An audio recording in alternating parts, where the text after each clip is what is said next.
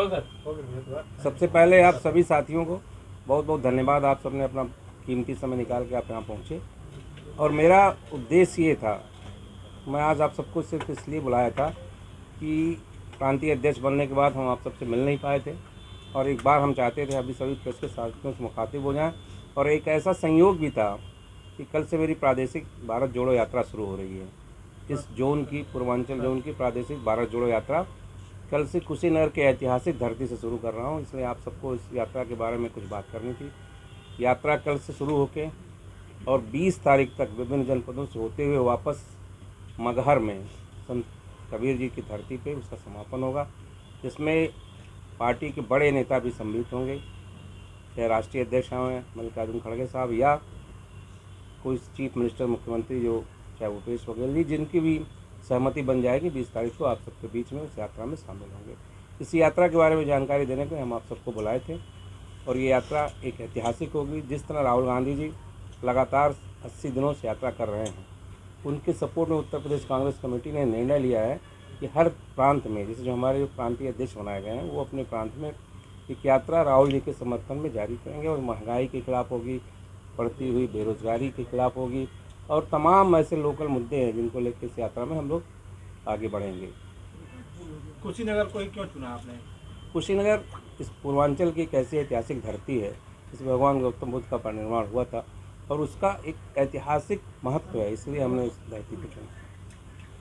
क्या पदयात्रा ही होगी? पदयात्रा होगी, तो 20 से 25 किलोमीटर की रोज़ पदयात्रा होगी। कितने लोग हो सकते हैं इसमें? इसमें हमारे साथ 200 लोग परमानेंट चलेंगे जो प्रादेशिक यात्री के रूप में सम्मिलित किए जाएंगे।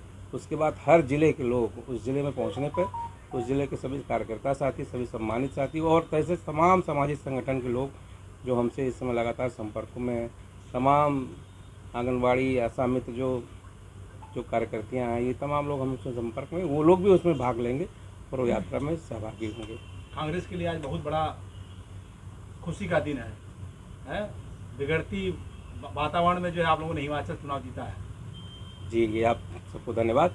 और आप जानते हैं कि हिमाचल नहीं जीता है, कांग्रेस के अलावा इस पूरे देश में भारतीय जनता पार्टी गुजरात तक सिमट गई, ये भी आप देख रहे हैं।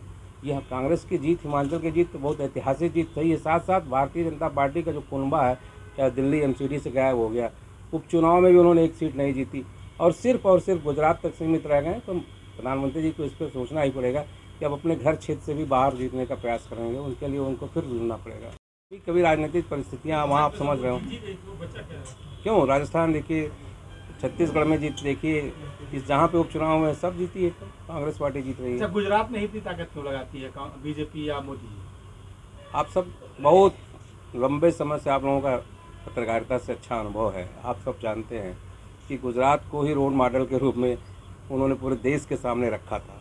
जब 14 के चुनाव में, मुझे जहाँ तक मेरी स्मरण शक्ति है, आप सब भी अच्छी तरह जानते हैं कि जब 14 में मोदी जी लॉन्च हुए थे इस देश के प्रधानमंत्री के रूप में, भारतीय जनता पार्टी ने उन्हें उम्मीदवार घोषित किया था, तो उन्होंने एक सपना दिखाया था पूरे देश को कि इस देश को गुजरात मॉडल बना देंगे। शायद आपको भी याद होगा कि गुजरात मॉडल की बात करते थे। अगर गुजरात मॉडल का सपना दिखाने के बाद गुजरात में ही अगर पार्टी हार जाएगी तो स्वाभाविक है उनका मॉडल खत्म हो जाएगा, उनका सपना जो देश का था वो पहले से चूर चूर हो रहा है, वो खत्म हो जाएगा। इसलिए उनको अपनी इज्जत बचाने के लिए गुजरात में ताकत लगानी पड़ेगी। आपने कहा कि बीजेपी का कुनबा कई जगह से गायब हो गया इस इलेक्शन में, ऐसा तो कांग्रेस के भी साथ हुआ कि कई जगह से वो अपनी सीटें नहीं निकाल पाई जबकि वो 70 साल राज किया। तो ऐसे में क्या कांग्रेस की क्या ऐसी गलतियां रह गई कि उनका भी कुनबा गायब हुआ? नहीं, देखिए, ये तो जनमत है, जनता का, भाई जनता का मत है और वो अपने मत का अधिकार उसको स्वतः है। उन्होंने चुना, उन्हें लगा कि कांग्रेस पार्टी में कुछ कमी आई होगी, जनता के दिमाग में बना होगा, तभी तो भारतीय जनता पार्टी को मौका मिला। और ऐसा नहीं है, हम 70 साल नहीं, हम लगभग 63 साल तक सत्ता में रहे हैं और चुनाव ऐसे होते हैं, चुनाव में कभी हार जीत मिलती है, लेकिन कांग्रेस ने तो लंबे समय तक इस देश में राज करके दिखाया है और जो करके दिखाया है वो आज आपके सामने है। क्या आपको लग रहा है कि गुजरात में आप पार्टी की वजह से आपको नुकसान हुआ है? जो राजनीतिक विश्लेषक हैं, जो आप सब हैं, मैं तो गुजरात गया नहीं था, हम लोग तो हिमाचल गए भी थे, गुजरात में गया भी नहीं था। गुजरात की जो परिस्थितियाँ थी वो निश्चित रूप से कांग्रेस के लिए बेहतर थी। लगा भारतीय जनता पार्टी को हम सीधे चुनाव नहीं लड़ सकते हैं कांग्रेस पार्टी से, तो उन्होंने अपने दोस्तों का इस्तेमाल किया। जो उनके 2 दोस्त वहाँ पे आए थे, एक केजरीवाल साहब चले गए, दूसरे ओवैसी जी आ गए, तो स्वाभाविक तौर से कांग्रेस को नुकसान हुआ है।